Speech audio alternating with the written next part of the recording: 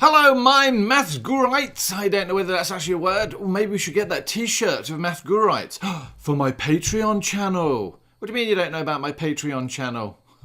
There's a little card up in the corner. Click it and it'll take you to my Patreon channel where you can show me some love. No, actually, that sounds wrong. Don't show me any love. Now, if you did want to show me some love, or at least a little bit of support, there is a red arrow over there that is highlighting for you as we speak. That little red arrow points to a subscribe button. It's a little bit weird that I'm sitting here creating videos on my own without really knowing if anyone watches these things. So if you subscribe, I know that I'm actually talking to someone rather than myself with a light shining in my face. It's almost like being interrogated. No. Stop. Let's stop thinking about that. If you could help, that would be great. Now, today's little lesson is solving quadratics using completing the square. And I say this over and over again. There are other videos where I say I love completing the square. I think it's a flipping awesome system or way of sort of sketching graphs or looking at quadratics or quadratics or whatever else. So, as is normal, my learning is shown above. There somewhere, it might be up there, I don't really know. But what I want to do is just recap what it does means to solve a quadratic. How to do that by completing the square and then sketching them by using the completing the square and all the information it can give you. Now, in previous videos, we've looked at completing the square and using the T method, but algebraically. And the great thing is that each of those forms of the quadratic equation, the way we solve them, gives us different information. So firstly, there is the y-axis intercept. Now, just to recap, the y-axis intercept is found when, you put x equals 0 into equation. Then we have these two values here, which are my x-axis intercepts. And that's pretty much what we're going to sort of look at today and how to find. And then my turning point. And we absolutely love the turning point because completing the square form gives us that just very visually. Right? Whereas the binomial product form or the T method gives us these crossing points. But I digress. That's not what we're dealing with today. So let's look at the idea of what it means to solve a quadratic equation. And the first thing we're going to do is I'm going to look at wanting to find my y-axis intercept. Now, strictly speaking, solving an equation does not mean finding the y-axis intercept, right? So perhaps the language there isn't particularly helpful, but we'll break this down into stages bit by bit by bit. So find the y-axis intercept. Well, as I said a little bit earlier on, to find the y-axis intercept, all I need to do is find the point when x equals 0, because the y-axis is also known as the line x equals 0. That's why we basically put x equal to 0. If you're not used to this notation, f of x is equal to x minus 3 squared minus 4. Well, this f of x means nothing more than y equals. And an equation is that. It just says to find my value of y, put in a value of x, do some funky stuff with it, and I'll tell you what the y value was. Well, we know that x is going to be equal to 0, so I'm now going to say y is equal to 0 minus 3 squared minus 4. So y is equal to, right, minus 3 squared minus 4. Run out of room, so let's continue up here.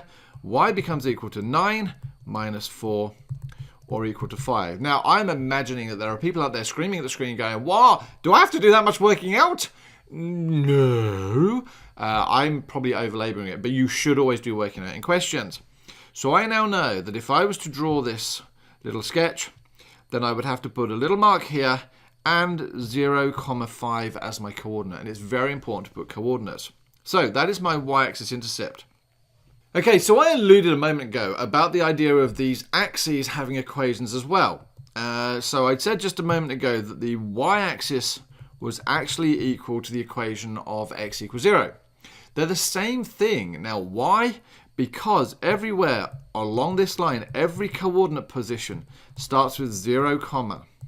So for us to define it in an easy way, we just say, let us call that the line x equals 0. So in the same way, what do you think the x-axis is otherwise called as? Yes, the line y equals 0. And why would that be? Because all of the values along here have a y value of 0. Now, knowing that y equals 0 is actually freaking awesome, because we're going to go back to my equation. I had f of x was equal to x minus 3 squared minus 4. And we knew that this f of x is just code for y equals. Now, if we're going to try and find my x-axis intercepts, these positions here that they cross, well, we know that they cross when the line y equals 0. And if you don't believe me, look at this graph here. Here is my x value, here is my x value. And what do you notice about both of those y values? They're 0. Yep. Now, I have to say 0 quite quietly because 0 the dog is somewhere around. And if he runs in here, he'll sort of pounce on me. And then that's the end of this video. So, the trick to this now is that we are going to solve this by putting y equals to 0. So 0 is equal to x minus 3 squared minus 4. Now that looks weird. We don't normally write equations like that. So I'm going to write the equals 0 over here just to make it. Now that's exactly the same. Whether it's 0 equals or equals 0, they're the same equation. I want to unpack this because I'm going to try and get the x, but I can't get the x at the moment because of that squared, and I can't get to the squared because of this minus 4. So I'm going to add 4 to both sides, and that will give me x minus 3 squared is equal to 4. Now I can deal with my squared. So how do you undo a squared? You square root. Yeah. So the x minus 3 now gets released, and I get the square root of 4. And do you notice that space I've left? Well, it's important. Now, there are actually two answers to the square root of 4. There's actually minus 2 and plus 2. And you're going to say, what? Well, remember, the square root says what number, when multiplied by itself, will give me 4. Well, if I do 2 times 2, I definitely get 4. But actually, when I do minus 2 times minus 2, I also get 4. So I've got two answers. How on earth do I show those two answers? Well, as it happens, we can put a little plus and a minus on top of each other that says to us, we know there are two answers. And for every single square root, there are always two answers. Right, so that becomes x minus 3 is equal to plus or minus 2, and it stays exactly like that. And I'm now going to add 3 to both sides to get rid of that. So it becomes 3 plus or minus 2. And you're going to say, well, what do I do with that? Well, now we split them up and we say, well, what does that now give me as my two solutions?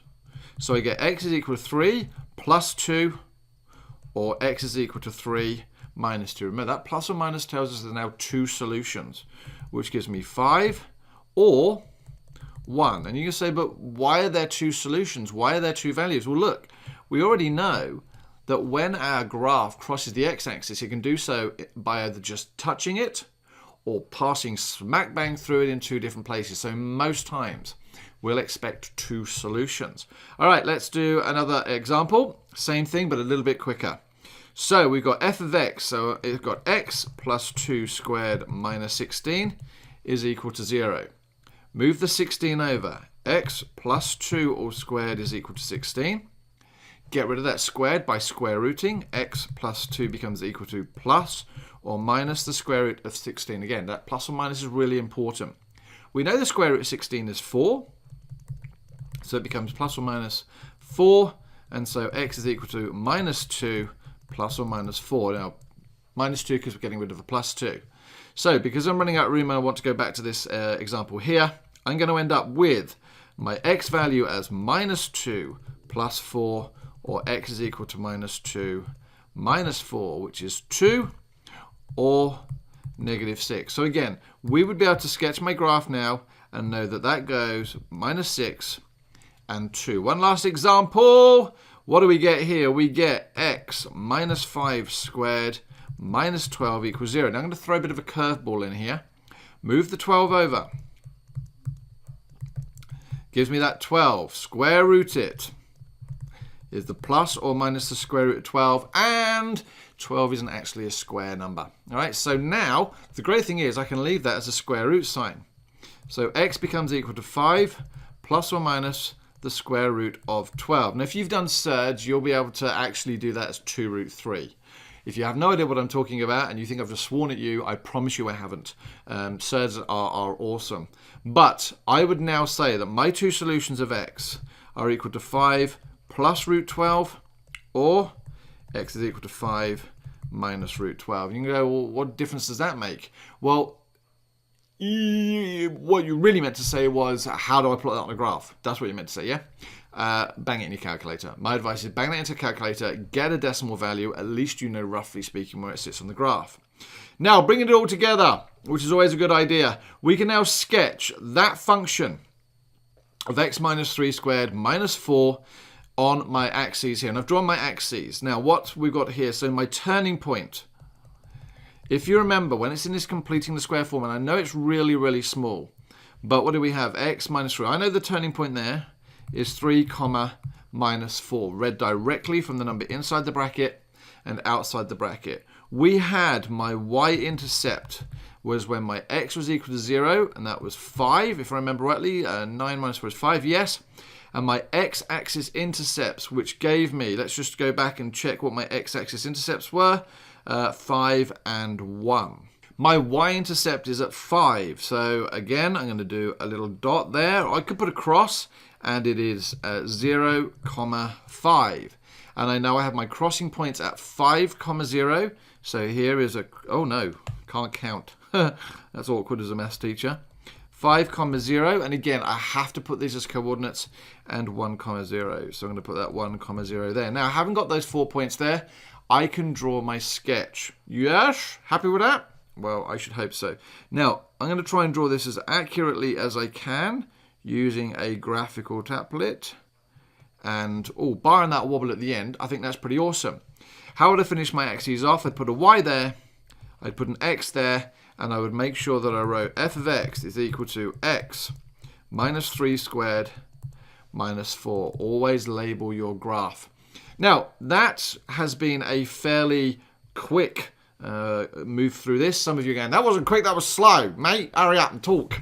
But the point of it was, what did we do? We did solving quadratic equations using completing the square. We looked at the idea of making the the x value 0 when we wanted to find the y-axis. We looked at finding the y value 0 when we wanted the x-axis. And we knew from completing the square that we could just read off the value. And we learned about square root signs as well to make sure that we had a plus and minus. Right, well, that's pretty much it. As usual, it is awesome having you watching. I'm just going to ask one more time, if you wouldn't mind, subscribe to my channel. Yes, you need help to do that one? Well, there's a circle coming for you, just there for you to do. And if not, maybe next time. Yeah, give it a try. Give me a bit of a test. If not, there's a video over there loading for you as well. All right, it's been good. Have an awesome day. I look forward to seeing you next time. Take care.